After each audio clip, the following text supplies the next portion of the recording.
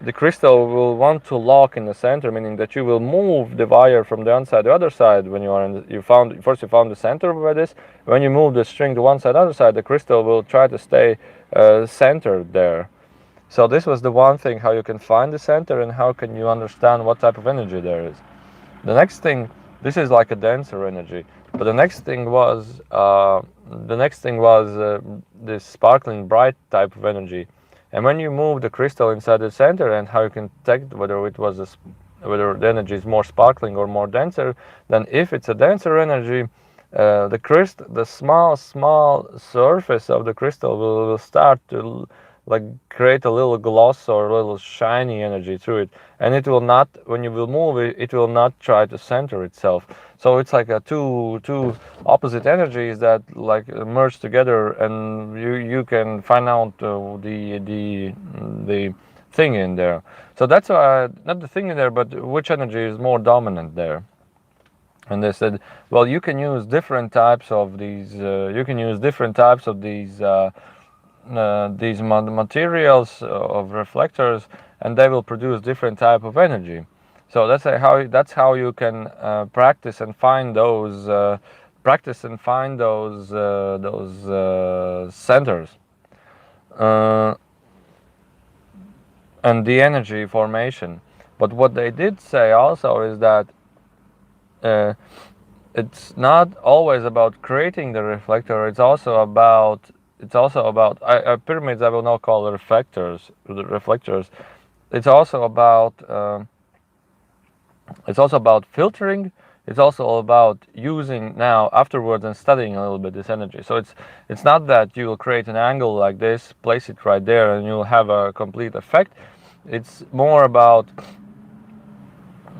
building and adjusting what type of a thing you need. So it's a little bit. It's not about that you will make and you have anti-gravity. It's about you have and harness some sort of energy, and then whatever the needs or specifics you have, you then adjust the reflectors, the angles, or wait in certain planetary state, like let's say Saturn is a little bit above. So it could be at night or it could be at days. I'm not aware of the astrology myself, but you can definitely look at the stars and see yourself. What else was there? There was also that, well, people said, well, how can you, for example, produce heat? And they said there are different materials, and they show the materials something that looks like a little like the rocks of the Dolomite or the rocks of the Giza pyramids. I don't know what the material. It looks something different, something similar to them, but I don't know what kind of material is. Whether if I were to be like a person who digs rocks and specialist rocks, I will find them. But they said there's a particular materials like that through exposure of that energy. For example, you place that material in center of that energy, it will start producing little heat. And thus then you can take that rock inside of your room or whatever you are, and it will keep it will be warm for a period of time. And then when I saw it, those beings, they look little like human, but not so. The scale was a little smaller, a little bit. We are a little bit stretched out. And what they said is that what they showed is that they then sleep on them and enjoy their presence. But when they saw that image, I saw that they sleep underground, and then they started to talk that. What I understood from them is that under the pyramids there is a city under the pyramids, and what then I understood is that what then I thought is that those pyramids are actually power stations. Those pyramids are actually energy power stations that harness the energy, and that's what I thought. They then take the energy to get it underground, and when they are underground, everything is warm and everything has light inside of them through the reflections and the tunnels. They channeled energy down to the inside of the Earth's surface where they live. And this is the most interesting thing, that they said that there is a city underground full of values that humans find. It's a gift. They said we lived for 1,000 years on Earth, and Earth was our like chill place, or a place where we relax or so.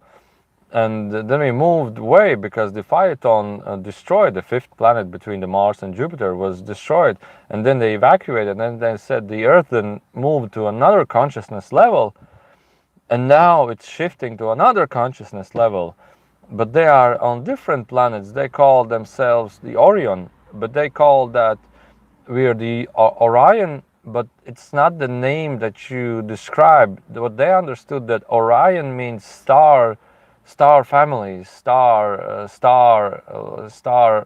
families, and they said that their symbol is like a, let's say a little like a water drop, but a star on above the crust. And when I understood that there, where we have this bone right here, a little bit outside, they have the star symbol right here. They have the star symbol right here, and what I understood, they belong to a star family alliance. And what's a star family? Star family is an alliance that lives in cosmos, lives between the stars. So it's not a grounded civilization like we are, but it's a star civilization. And they said that then, when the Phaeton was destroyed and they evacuated, they went away. And when they went away, they another Orion family arrived from different star systems. They established their own rules, the governing system on this solar planet. And but the interesting thing what they said is that we humans are the extension of the Earth consciousness. Like the Earth itself is a self-aware being. It's a self-aware consciousness. And the Earth itself has this period of times how it grows. And it developed from a baby planet, but understood they lived when the Earth was a baby planet. Then when the Orions came, let's say the genetical, they said that it's a mixture of different races together. They established their rules, and when they came, Earth went to a state of like teenager. It wants to explore, it wants to test everything what it has, and eventually the climate is in a strong danger, and the Earth now understands that this is not where we want to go, and the Earth has lived out its teenage age, and it's going into a different state. And what they said, the different state is the next state will start evolving much faster through years of 2025, is the state of awareness of what I am and what I want. And what they said, well, eventually what you will see is that technology, and they said this will happen for many, many years, but eventually new technologies and methods will be discovered to aid and assist the Earth's nature. Like say the Earth has a little bit dying out, and then the Earth consciousness changed that, hey, I want to change to a completely different direction, like I want to take care of myself. And all humans, they start becoming more aware of the nature. I want to take care of the nature. I want to be friends with the nature. And this is the Earth speaking to those people, the Earth consciousness speaking to those people. And more people will become more and more connected through the Earth energy. The Earth consciousness will speak through those people. And what they said is that in this cycle, they call it another cycle, the Earth will start using humans, and it was using humans, and it still is using humans, not like completely, but half or a part of the humans is being used now to discover technologies, use those technologies to help nature. And what I understood, that like through hundreds and 500 years in the future, technology will be discovered and used to aid and assist nature until nature becomes wild, balanced, complete, pure. Then the Earth will not need humans anymore. Let's say, so this is a new cycle, long period ago, but this is the future of the next cycle. And what I said, the Earth will turn into a one wild nature, but it's not the nature like we see here, like half of the trees are dead and half of the trees are, I understood everything is alive, everything is a wild nature. and animals live inside that nature. Animals, and what they understood that nearly none or only some parts will have humans, but what I understood, the earth cares about animals. It cares about animals because it has a strong connection with animals, because that's what I understood. So after the technology development of the nature, establishing a better and cleaner and more balanced and more concentrated and more better nature on this planet, when the humans will create it, then humans will not have any purpose anymore here, and thus they will go to different planets, different stars, and become cosmical lines. And when understood, the Earth will become live out its, let's say, like the true mother's energy, when it wants to completely take care of everything and give life to everything. And I didn't quite understand, but the next cycle, which will be long time ago, will be the cycle of kingdom. What I understood, that gods will come here, the earth will understand, and the gods will come here, meaning that what I understood, avatars, like pure energy beings, like strong energy beings, like let's say like fathers, like that, they will come. And what I saw, gold also, golden like energy, intellect energy, and they will create huge temples and absolute balance and harmony and intellect, let's say high intellect, and they will come here, and this will be another cycle. And this is really interesting actually to me, to see how actually the earth is speaking to ourselves, how the earth is using us. And then people, when we channeled this, people got sad in the room, and they said, well, we are like, they say it unpolitely, it sounds unpolitely, but in Latvian it doesn't sound unpolitely. We are like shit on planet, meaning that when you, well, in Latvia, I don't know how in big cities, in Latvia, and when you grow something, you take the cow shit and you put it where the fruit trees are and everything is, and the tree grows better, and it becomes better. So it's a polite name. I don't know how you call it in English. Minerals, like minerals. Well, it's not exactly, but it's close to it. And they said, well, we are basically minerals or shit to the planet Earth. And through that information, I said, well, yeah, this is actually true. This is actually true. And what the other thing with the being said, they live like around 1,000 years or so. And they share the technology, how can we extend our, and I will talk about this in this video, but then I will end this video because I need to go. How can we extend our lifespan? And they said a really interesting thing. They said that, talking about those reflectors, a little thing about finishing. When you are in reflectors in four corners, they reflect energy to the center. If the surface is flat, the energy from above is also reflected to the center. And what they said, on top of them, if there is a pyramid on top of them, let's say like a floating or a hanged pyramid, the pyramid shines those energy to sides, more energy to reflectors, and the reflectors shine it back to the center. And from a surface and from above, there was more and more concentrated energy there, more and more concentrated energy there. So this is a powerful thing. And definitely pyramids do work and concentrate energy.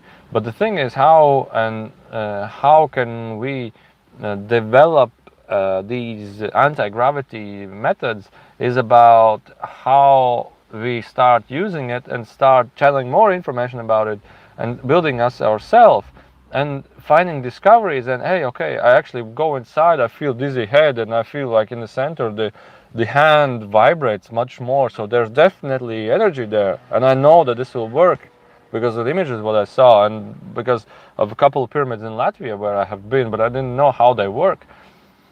This will definitely work. But the only thing is now, how can we use it? How can we use it? And that's doing a little bit experiments and channeling a little bit more, because they wanted to talk about this. And one of the things that I said is that your planet is a water planet. And I said watermelons. They said, I understand that this is their creation.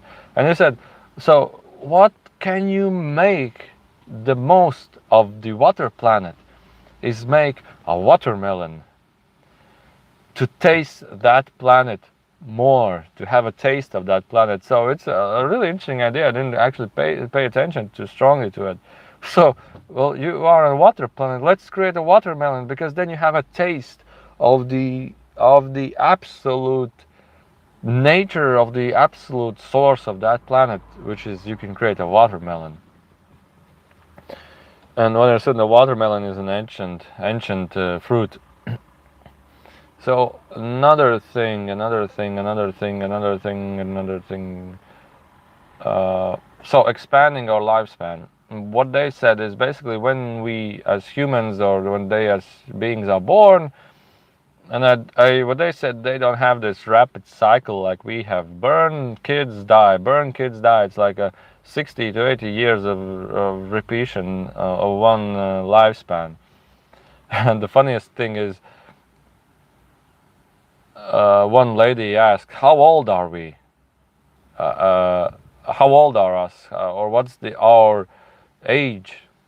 Meaning like humans' age, like civilization age. Well, they looked to her and said, "Well, you look like something around 30, and some of you look around 40, some of you 20, and some of you 60." Everybody started to laugh and said, "No, no, the age of humanity." I said, it's around 40,000 years, or something. Or maybe they started to laugh and ask different questions, but I think that it's around 40,000 years. Anyway, what they started to sharing about